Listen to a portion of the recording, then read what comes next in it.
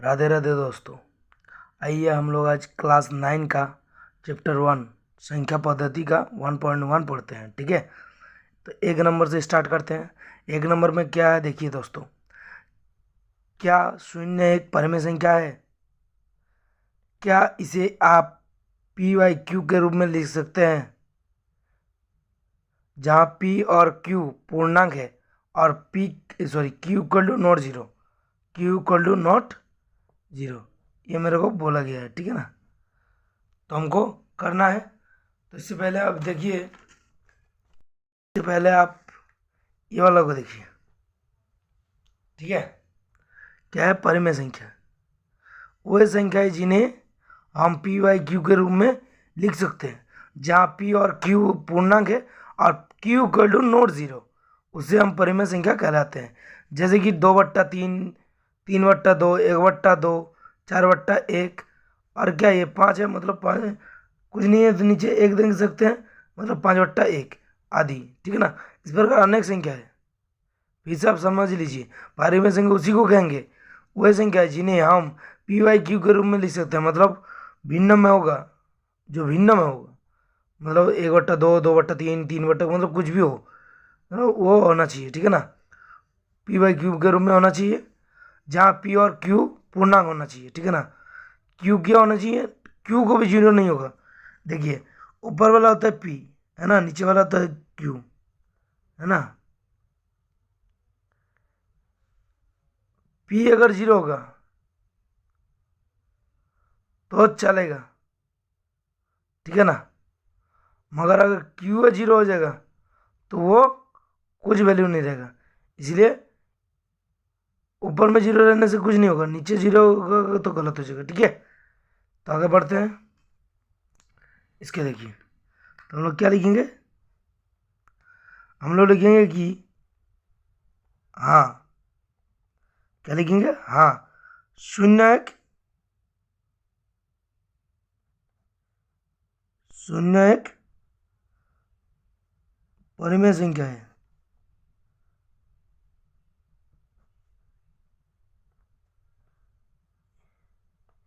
क्योंकि क्योंकि इसे क्योंकि इसे हम किसमें तो दर्शा सकते हैं? संख्या रकम में। क्योंकि इसे हम संख्या, सॉरी गलत लिख दिए, लिखेंगे संख्या रेखा पर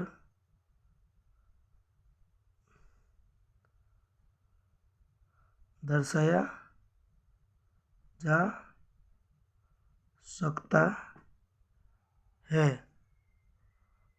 और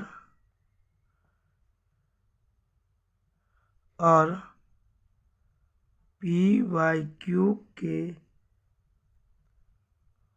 रूप में लिख सकते हैं। क्या कर सकते हैं? लिख सकते हैं। ठीक है, क्या कर सकते हैं हम लोग? जैसे पी वाई क्यू के रूप में लिख सकते हैं, जहाँ हम लोग क्या लिखेंगे? जहाँ जहाँ क्या है?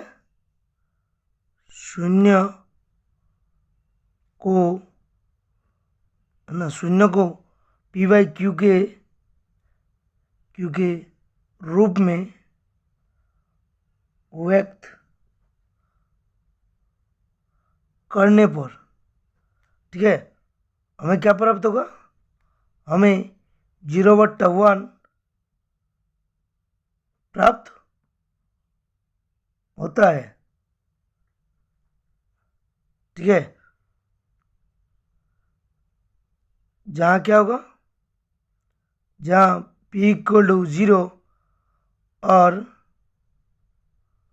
क्या होगा? क्यू इक्वल टू 1, पी ऊपर वाला तो क्यू नीचे वाला, क्यू इक्वल टू 0, मतलब ये लिख सकते हैं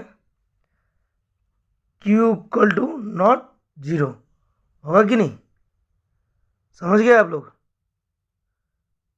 ठीक है ना, 2 नंबर बनाते हैं। ठीक है, दो नंबर को अब देखिए ध्यानपूर्वक। दो नंबर में क्या बोल रहा है कि 3 और 4 के बीच कितना परिमेय संख्या, 6 परिमेय संख्या ज्ञात करना है। कितना परिमेय संख्या, 6 परिमेय संख्या। तो हम लोग क्या लिखेंगे, हमें 6 परिमेय संख्या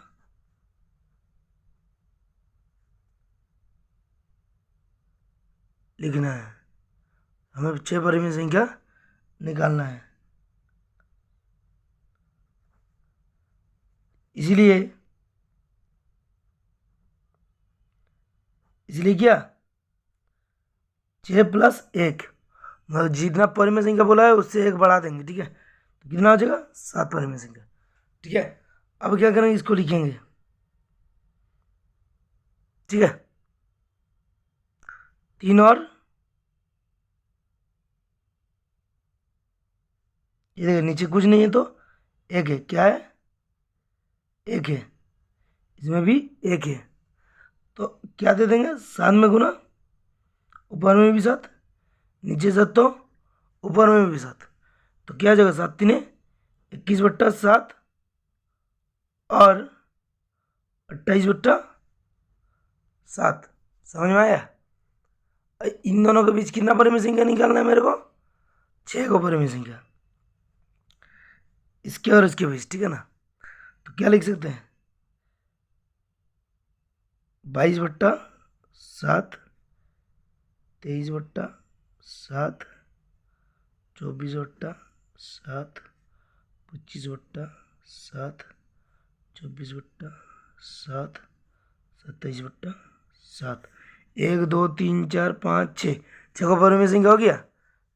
इस प्रकार हम लोग आंसर बनाएंगे, ठीक है। आगे बढ़ते हैं। इसको देखिए 3 नंबर क्वेश्चन, 3/5 और 4/5 के बीच 5 परिमेय संख्या ज्ञात कीजिए, ठीक है ना। कितना परिमेय संख्या, 5 परिमेय संख्या। तो हम क्या लिखेंगे, हमें 5 परिमेय संख्या ज्ञात करना है। क्या करना है, 5 परिमेय संख्या ज्ञात करना है। तो ज्ञात करेंगे 5 परिमेय, तो मतलब कि क्या लिखेंगे, इसलिए हम लोग क्या लिखेंगे, 5+1 = कितना, 6। 6 से मल्टीप्लाई करेंगे, ठीक है ना, 6 से गुना करेंगे किसको, 3/5 और 4/5 को, ठीक है ना। किससे मल्टीप्लाई करेंगे, 5 से। तो क्या लिखेंगे, 6 से, नीचे 6 देंगे, क्या देंगे, नीचे, ठीक है ना, नीचे देंगे हार में। अगर हार में दे दिए मतलब अंश में भी जाएगा, क्या जाएगा, अंश में। अगर हार में दिए तो अंश में, हार दिए में तो अंश दे, ठीक है। तो 3 चौक 18 और 5 चौक 30 हो गया, और 4 चौक 24, 5 चौक 30 हो गया। नीचे का देखिए समान समान है। अब इन दोनों के बीच कितना परिमेय संख्या, 5 को परिमेय संख्या निकालना है मेरे को। तो हम क्या लिखेंगे, 19/30, 20/30, 21/30, 22/30, 23/30, कितना हुआ, 1 2 3 4 5 को निकल गया, 5 को परिमेय संख्या। इस प्रकार बाकी सब परिमेय संख्या निकालेंगे, ठीक है ना, जल्दी जल्दी। ये तो हो गया। अब 4 नंबर पे पढ़ते हैं दोस्तों, 4 नंबर को बनाते हैं, ठीक है। बोला है कि नीचे दिए कथन सत्य है या असत्य, कारण के साथ अपना उत्तर दीजिए, ठीक है ना। तो हमको उत्तर देना है। और 1 नंबर को पढ़ते हैं, क्या है, एक नंबर को पढ़ते हैं, क्या है, प्रत्येक प्राकृतिक संख्या एक पूर्ण संख्या होती है। क्या होती है, क्या बोला है यहाँ, प्रत्येक प्राकृतिक संख्या एक पूर्ण संख्या होती है। तो हमको लिखना है, क्या लिखना है, देखिए इसको देखिए, है ना। बोला कि प्रत्येक प्राकृतिक संख्या, ये प्राकृतिक संख्या है और ये एक पूर्ण संख्या है, ठीक है ना। तो प्राकृतिक सभी प्राकृतिक संख्या एक पूर्ण संख्या होता है कि नहीं? सभी प्राकृतिक जीरो एक से लेकर कितना पूरा अनंत तक, और ये भी होता है एक से लेकर अनंत तक, होता है कि नहीं? तो हम लोग क्या लिख सकते हैं? सत्य लिख सकते हैं कि नहीं? तो हम लोग लिखेंगे सत्य है। क्या है? सत्य। सत्य लिखते हैं। कारण भी देना है, तो कारण क्या देंगे? क्योंकि क्योंकि पूर्ण संख्या में सभी, क्या देना है? प्राकृतिक संख्या शामिल है। क्या लेंगे? शामिल है। शामिल है कि नहीं? इस प्रकार आगे बढ़ते हैं। बोला कि प्रत्येक पूर्णांक एक पूर्ण संख्या होती है कि नहीं? क्या होता है? पूर्णांक संख्या होती है कि नहीं? देखो, सभी पूर्णांक बोला है, तो सभी पूर्णांक प्राकृतिक पूर्ण संख्या है नहीं ना? ये क्योंकि ये माइनस भी है, प्लस भी है, जीरो भी है, सब है। तो जीरो से वन इधर है, लेकिन ये माइनस में है, तो माइनस सब तो पूर्ण संख्या है, लेकिन सॉरी पूर्णांक संख्या है। पूर्ण संख्या में तो माइनस नहीं है, जीरो से वो अनंत तक है, जीरो एक दो तीन अनंत तक है, लेकिन ये माइनस भी है और इसमें प्लस में भी है, तो ये अलग असत्य है, तो असत्य लिखते हैं। ठीक है, क्या लिखेंगे? असत्य है। क्या है? असत्य है। उसमें क्या लिखेंगे? क्योंकि क्योंकि क्योंकि पूर्णांक में ऋणात्मक संख्या, ठीक है ना, ऋणात्मक संख्या शामिल है। ऋणात्मक तो है उसमें, लेकिन क्या इसमें क्या नहीं है? जबकि जबकि पूर्ण संख्या जो कि पूर्ण संख्या में क्या है? जबकि पूर्ण संख्या में ऋणात्मक ऋणात्मक शामिल नहीं है। ऋणात्मक संख्या शामिल नहीं है, नहीं होता है। ठीक है ना? देखिए, फिर से समझा दे रहे हैं। पूर्णांक संख्या में ऋणात्मक है, लेकिन पूर्ण संख्या में नहीं है। पूर्णांक संख्या में ऋणात्मक है, लेकिन पूर्ण संख्या में नहीं है, इसीलिए ऐसा हुआ। ठीक है, आगे बढ़ते हैं। 3 नंबर में, प्रत्येक परिमेय संख्या एक पूर्ण संख्या होती है। प्रत्येक परिमेय संख्या एक पूर्ण संख्या होती है। देखिए, इसमें देखते हैं। ठीक है, बोला कि प्रत्येक परिमेय संख्या, तो परिमेय संख्या पूर्ण संख्या होती है कि नहीं? परिमेय संख्या का मतलब 1/2, 2/3 ये सब होगा। 1/2 भिन्न को ही परिमेय संख्या कहलाता है। ठीक है ना? परिमेय संख्या भिन्न को ही कहते हैं, जैसे P/Q के रूप में हो उसे ही क्या कहते हैं? परिमेय संख्या कहते हैं। लेकिन पूर्ण संख्या में वो से है, पूर्ण संख्या में तो क्या है? 0, 1, 2, 3, 4, 5 ये सब अनंत तक जाएगा, लेकिन उसमें तो भिन्न है, P/Q के रूप में लिख सकते हैं, इसको नहीं लिख सकते। ठीक है, तो ऐसा परिमेय संख्या होता है, लेकिन इसको हम लोग P/Q में लिख सकते हैं, लेकिन उसमें नहीं लिख सकते, तो इसलिए योग किया नहीं है, असत्य हो जाएगा। तो हम लोग आगे बढ़ते हैं इसको बना के, है ना? तो हम लोग क्या लिखेंगे? असत्य। असत्य, असत्य है। इसका कारण भी देना है, तो कारण में हम लोग क्या लिखेंगे? कारण में क्या लिखेंगे हम लोग? क्योंकि क्योंकि परिमेय संख्या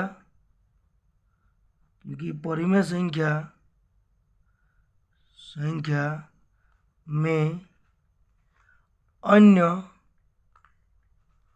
अन्य कई अन्य कई प्रकार की संख्याएं संख्याएं आ जाती है, क्या आती है, आती है, क्या लिखेंगे, जिनको जिनको पूर्ण